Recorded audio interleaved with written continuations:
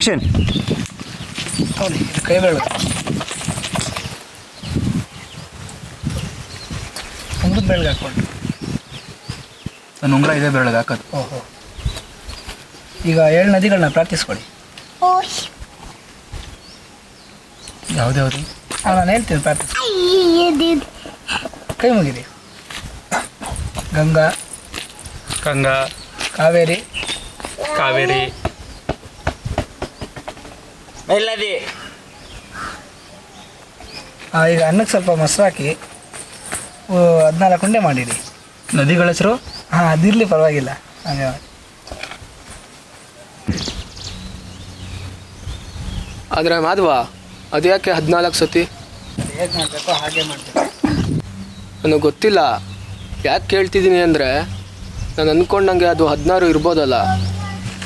ನೋಡಿ ಅವ್ರ ಸತ್ತು ಇದಕ್ಕೆ 14 ದಿನ ಆಯಿತು. ಅವ್ರು ಸತ್ತಿರೋದು ನೀನು ನೋಡಿದ್ಯಾ?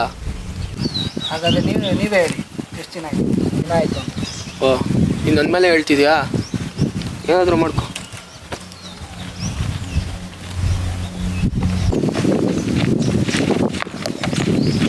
ಪ್ರೆಸಿಡೆಂಟ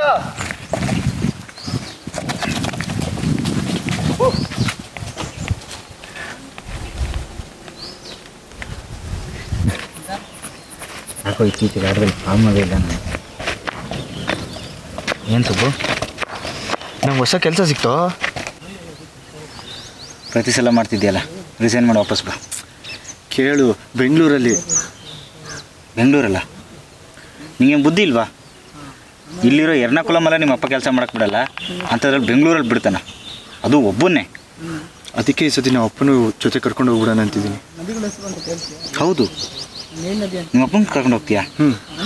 ಒಳ್ಳೆ ಐಡಿಯಾ ಸುಬ್ಬು. ಹಾಗಾದರೆ ಅವ್ರನ್ನ ಕರ್ಕೊಂಡು ಹೋಗೋಕ್ಕೆ ಪ್ರತಿ ಸಲ ಮಾಡ್ತಿದ್ವಲ್ಲ, ಆ ಥರ ಮಾಡೋದು ಬೇಡ. ಈ ಸಲ ಬೇರೆ ಟ್ರಿಕ್ ಯೂಸ್ ಮಾಡೋಣ. ಏನಂತೀಯ? ಸರಿ, ಆ ಹೋಟೆಲ್ಗೆ ಹೋಗೋಣ. ಬಾ. ಸರಿ, ಅವ್ನು ಸತ್ತಿಲ್ಲ, ಅದರಿಂದ ನಿಮ್ಗೆ ಏನು ತೊಂದರೆ ಆಗ್ತಿದೆ? ಹಾಂ, ಸುಮ್ಮನೆ ತಿನ್ನಕ್ಕೆ ಬಂದಿದ್ರೆ ತಿನ್ಕೊಂಡು ಹೋಗಬೇಕು. ಅದನ್ನು ಬಿಟ್ಬಿಟ್ಟು ಹಿಂಗೆಲ್ಲ ಮಾಡಿದ್ರೆ 14, 15, 16 ಅದನ್ನು ತೊಗೊಂಡು ನಿಮಗೇನು? ಹಾಂ, ನಮ್ಮ ಅಪ್ಪನ ತಿಥಿಗೆ ಏನು ಮಾಡ್ಬೇಕಂತ ನನಗೆ ಗೊತ್ತು. ನಿಮ್ಮ ತಿಥಿಗೆ ಏನು ಬೇಕೋ ಅದನ್ನು ಮಾಡ್ಕೊಳ್ಳಿ. ತಿನ್ನಕ್ಕೆ ಬಂದಿರೋ ಸುಮ್ಮನೆ ತಿಂದು ಎದ್ದೋಗಿ. ನಾನು ಹೊರ್ಗಡೆ ಏನು ತಿನ್ನಲ್ಲ. ಮತ್ತು ಯಾಕೆ ಇನ್ನೂ ಇಲ್ಲೇ ಇದ್ದೀರಾ? ಅಪ್ಪ ಸುಬ್ರಹ್ಮಣ್ಯ, ನಿಮ್ಮ ಅಪ್ಪನ ಕರ್ಕೊಂಡೋಗು.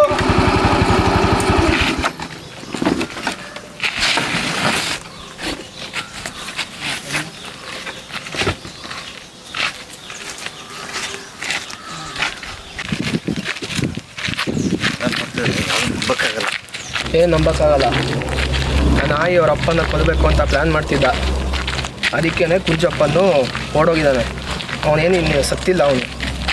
ಅವನು ನೋಡಿದ್ರೆ ಯಾವುದೋ ಹೆಣನ ತೊಗೊಂಬಂದು ಅವ್ರ ಅಪ್ಪ ಅಂತ ಹೇಳಿ ತಿಥಿ ಕಾಯಿಲೆ ಮಾಡಿಸ್ತೀಯಾನೆ. ನಿಜವಾಗ್ಲೂ ಅದನ್ನೆಲ್ಲ ನಂಬಕ್ಕೆ ಆಗಲ್ಲ. ಹೌದೌದು, ನಂಬಕ್ಕಾಗಲ್ಲ.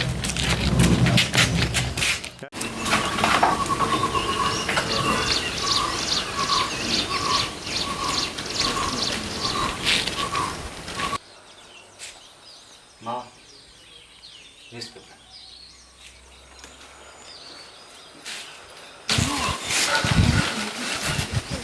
ಯಾಕೋ ಸ್ವಲ್ಪ ಸಣ್ಣ ಕಾಣ್ತಿದ್ದೀರಾ?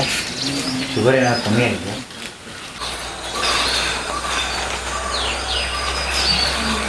ನಿನ್ನೆ ರಾತ್ರಿ ಟಿವಿಲಿ ಒಂದು ಸಕ್ಕತ್ತಾಗಿರೋ ಶೋ ಬರ್ತಿತ್ತು, ಕ್ರೈಮ್ ರಿಪೋರ್ಟ್. ಇಲ್ಲೇ ಕೊಲ್ಲಂನಲ್ಲಿ ನಡೆದಿತ್ತು. ಒಬ್ಬ ಮುದ್ಕ ಒಬ್ಬನೇ ವಾಸವಾಗಿದ್ದಂತೆ. ಹೆಚ್ಚು ಕಮ್ಮಿ ನಿಮ್ಮ ಏಜೆ, ಆದರೆ ಪಕ್ಕದ ಮನೆಯವರಿಂದ ಬರ್ಬರವಾಗಿ ಕೊಲೆ ಆಗೋದ್ನಂತೆ. ಈಗಿನ ಕಾಲದಲ್ಲಿ ಒಬ್ಬರೇ ಇರೋದು ಸೇಫ್ ಅಲ್ಲ. ಆದರೆ ನಾನು ಒಬ್ಬನೇ ಇಲ್ಲ.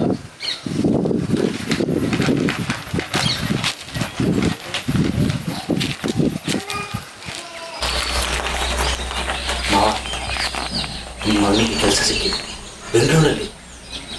ಒಳ್ಳೆ ಸಂಬಳ ಕೊಡ್ತಾರೆ, ತಿಂಗಳಿಗೆ 1 ಲಕ್ಷ. ನೀವ್ಯಾಕೆ ಅವನ ಜೊತೆ ಹೋಗ್ಬಾರ್ದು? ಈ ಮನೇನ ಬಾಡಿಗೆ ಕೊಡ್ಬೋದು. ನಾನು ಗ್ಯಾರಂಟಿ ಕೊಡ್ತೀನಿ, ತಿಂಗಳಿಗೆ 10,000 ಕೊಡಿಸ್ತೀನಿ. ನೀವು ಸೇಫ್ ಆಗಿರ್ಬೋದು, ನಿಮ್ಮ ತಲೆನೂ ಸೇಫ್ ಆಗಿರುತ್ತೆ ಅಲ್ವಾ?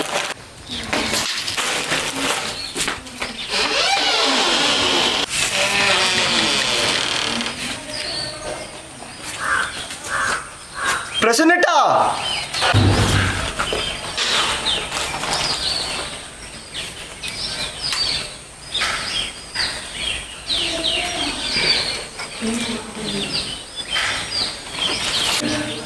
ಕೆಲಸ ಮಾಡು. ಅದು ಯಾವ ಥರ ಇರಬೇಕಂದ್ರೆ ಸ್ವಂತ ಮನೇಲೇ ಮಲಗಬೇಕು. ಅದೇನೇ ಆಗಿರಲಿ